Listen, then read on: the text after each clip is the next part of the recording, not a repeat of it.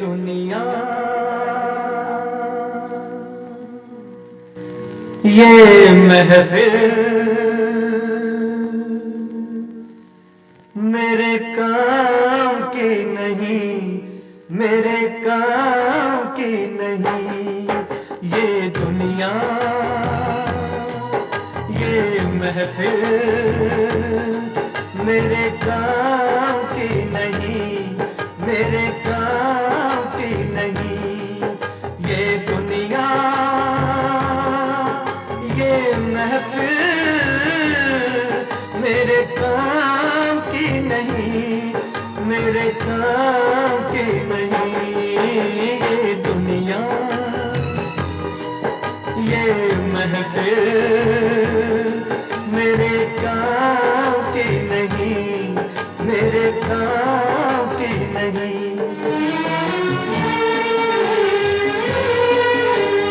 इसको सुनाऊं हाल दिले बेकरार का, बुझता हुआ चराग हूँ अपने मजार का।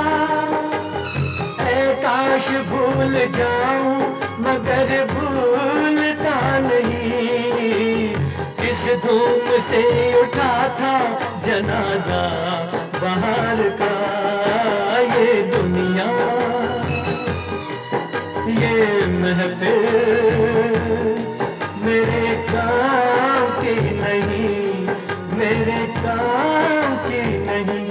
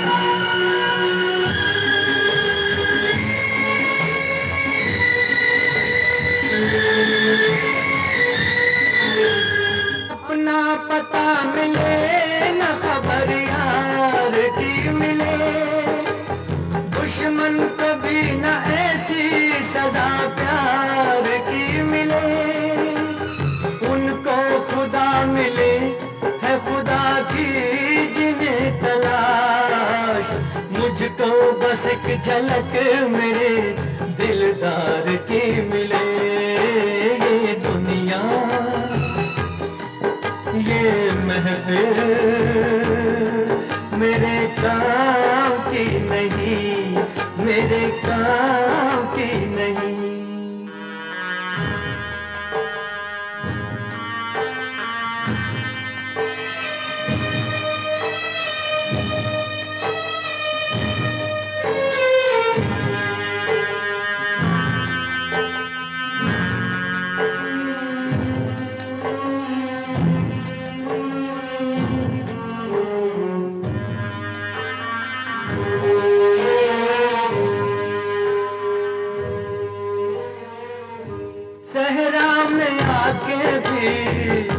मुझको ठिकाना ना मिला,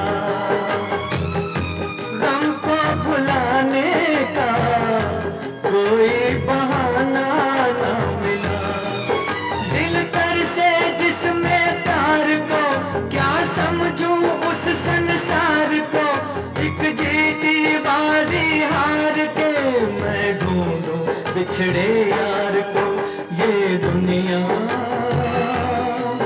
ये महफिल मेरे काम की नहीं, मेरे काम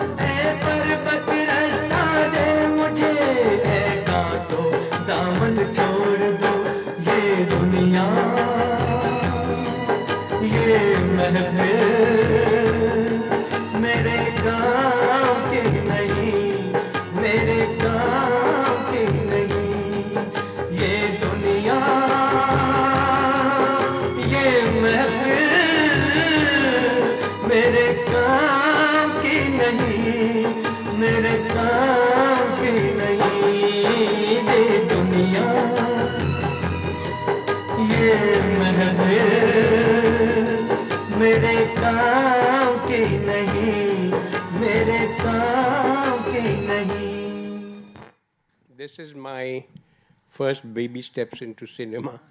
This Heer Ranjha. which is the epitome. This actually is like Devdas. Yeah, now what I'm gonna do is, because you've heard the song, and again his theme is again how to come out of pain, whether it is rejected love or whether it is war, whatever it is. The metaphysical aspect doesn't leave Mr. Chetan Anand, but in this song, I'll give you a story of how this song happened. Because my father had started by this thought that Waris Shah gave a poem to the world, Heer. It's sung, mostly it's sung.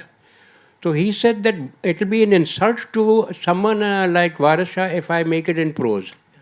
So it has to be in poetry. So he and Kaifi had a big fight because he said, "मैं शायर हूँ, मैं ये dialogue कैसे लिखूँगा?" And they locked each other in up in Mahabaleshwar, and he made him write, And then Madan came in also. Now they're expressing this thing because Heer Ranjha is actually an immortal love story. Immortal means that the lovers normally die because otherwise it can't become immortal. So now they had all discussed this song. The recording was supposed to be the next morning. And Rafi ji had been called and the musicians had been called. And I am making notes. I was an assistant director. I was also associate producer in this one. अब मैं इन तीनों का सुन रहा हूँ. These three great minds, because all of them are people that have gone through quite a lot in life. Madan ji also had a background of being in the army. He was a captain in the army. And evening time at our house, and the final sitting and the song, Kaifi read out the lyrics and Madan was on his harmonium. And suddenly my father used to always go into silences and keep tapping his nose. So tippy, tappy, tippy. Now I was tapping away my fingers saying that now we are in trouble. Because sure enough, he says, Kaifi, Madan, कुछ बात बनी नहीं. बहुत खूबसूरत है आपने लिखा ये वो, praised it. But what they had written, it just did not suit him. That feeling was not coming out. Madan blew into a rage. Kaifi went into a rage. इससे अच्छा हम नहीं लिख सकते. But he says, recording 10 बजे है, चेतन सोच ले.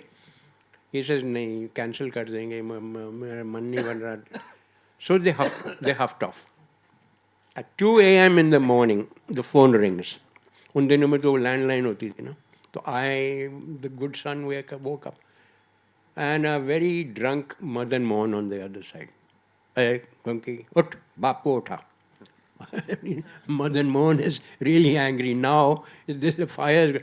So I rush into my dad's bedroom and he's sitting on the bed, waiting for this call. These are his silences working. This is very strange, huh? Because now I'm going to tell you a story where it's not one mind, it's these three minds that sank and synchronized into one single mind. That's how this song happened. They had gone away in anger. My father was sitting there getting an asthma attack when this call came. And Madan, on the other hand, is on the phone saying, Chetan, mera aakhri mukhda sun le, main ja raha samundar se doobne. And he sang this, Yeh Duniya Yeh Mehfil mere kaam ki nahi. And Dad said, harmonium rakh samundar mein mat ja, Kaifi ko lete aa. They landed up at 2 a.m. in the morning. He sang this Mukhada. Kaifi wrote the entire, all the antras right there, and by 10 o'clock in the morning, we were in the studio, and we had a Rafi crying when he read the song and heard the rehearsal. He says, wow, what a song this is. These are three people in sync. The first time I'd seen something like this, mind-blowing. And it comes out in all the songs. Because here is somebody who is like the search, you go on, you search here, your mandir, he picturized the song in 4-5 different locations. It took us 3 months to shoot this song. Because he said, just like a spiritual search, this man goes everywhere. He does not want to look for God or answer of Buddha's answer of what is sorrow. He wants his love. Yeah. This is lost love. He wants his love back. And how is he going to get it? He says, you can have anything, just give me my love back. So he's a true lover. This is the song of the true lover. So, Ravi, with such a powerful, spiritual, emotional, romantic song, how do we take this into a film studies framework to the students? What's the driving force with which we take this song to them? I think at one level, I think the students would identify with this.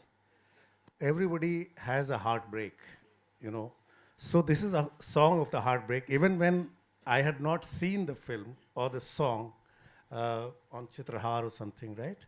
I would connect with it. Second, look at Chetan sir talked about this thing. Sorry, Ketan sir talked about how it all came together. Look at the visuals. Okay, yeah, if you put the two together, the voice, the music, and the visuals, right? He uses landscape very well. Yeah. In the last song also that we saw. So the rugged, space. And there's a diversity. From temple to the mystical mountains to the Sahara, right? Sufi mosque. So all different forms. Yes. So all those dresses. There's visual richness here. You can show the depth through this fantasy space that gets created in the space of the song. It is like a fantasy. It is fantasy. All songs are in a way fantasy space. Break from the narrative as well. As you rightly pointed out, you take a license within the space of the song to say things that you have not been able to say in the narrative. You see, so I think it's one of the best statements you can have on loss and the ambition to get it back or to get back to the lover. Yeah. Your thoughts, anything? Yeah. So I feel it's a true Sufi song. It's not a song of a heartbreak. It starts on that note, but it becomes a journey, spiritual journey of a soul search.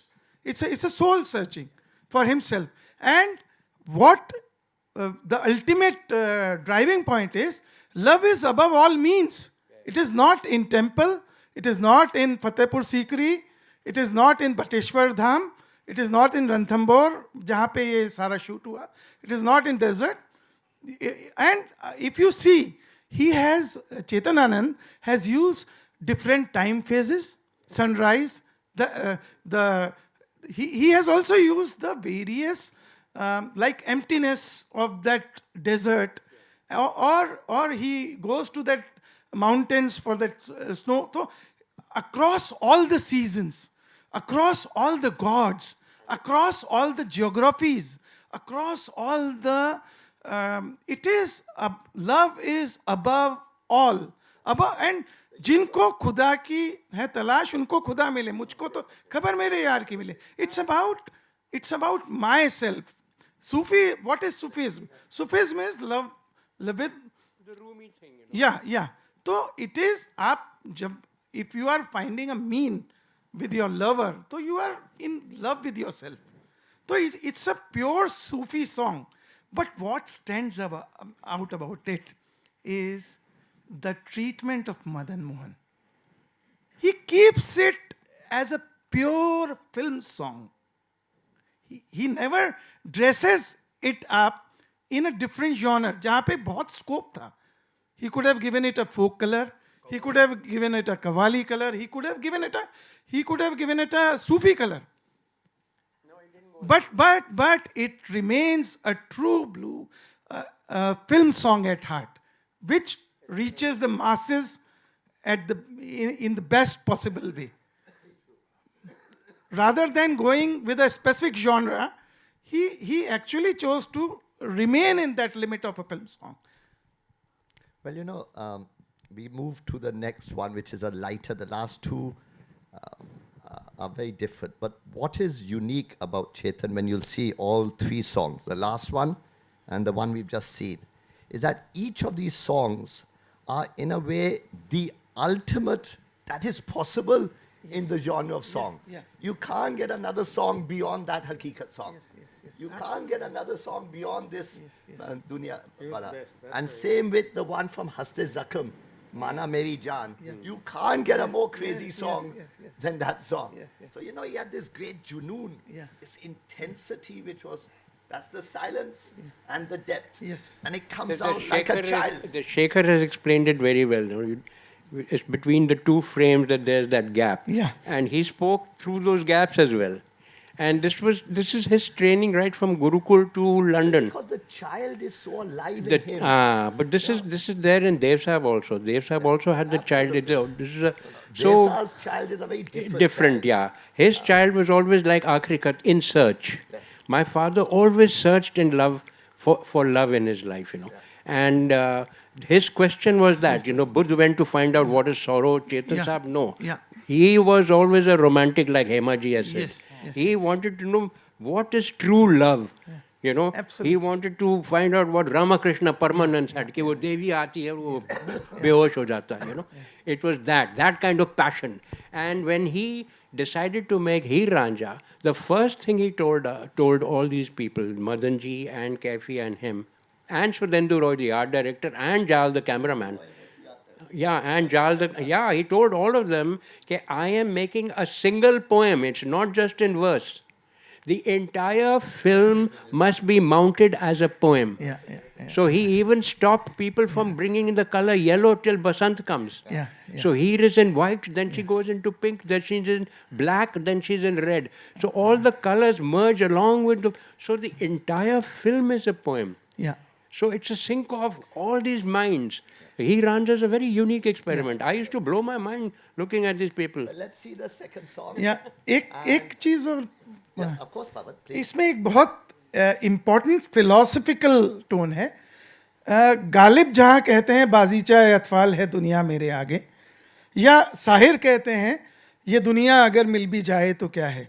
Similarly, it is the